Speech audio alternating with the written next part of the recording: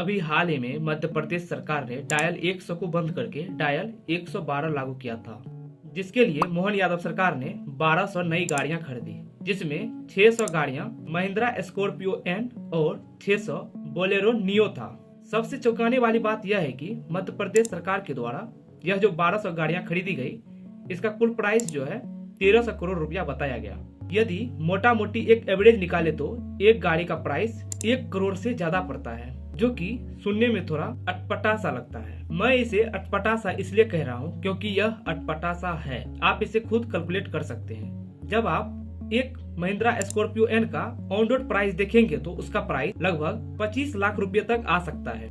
यदि उस स्कॉर्पियो में कुछ महत्वपूर्ण वस्तुएं जैसे जीपीएस, वायरलेस कम्युनिकेशन सिस्टम जैसे महत्वपूर्ण वस्तुओं को ऐड कर दे तो मान लेते हैं उनका कुल प्राइस 30 लाख रुपए हो सकता है। मतलब एक स्कॉर्पियो पे 70 लाख रुपए का बचत, जिसका हिसाब सरकार के पास नहीं है।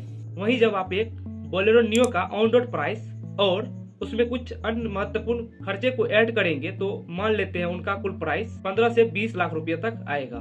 मतलब एक बोलेरो पे मोटा मोटी 80 लाख रुपए तक का बचत, जिसका हिसाब सरकार के पास नहीं है। यदि हम 1200 गाड़ियों का एवरेज प्राइस मान लेते हैं 30 लाख रुपया, तो यह हो जाता है 360 करोड़ रुपया।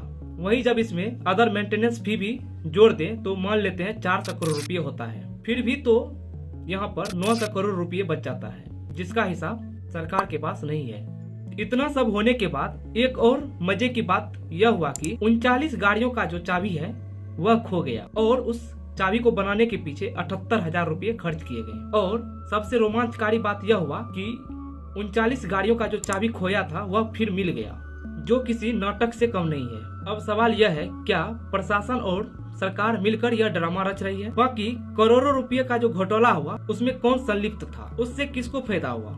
क्या यह जो 1200 गाड़ियां निकाली गई जनता के सेवा के नाम पर, क्या इससे नेताओं और प्रशासन का सेवा किया गया?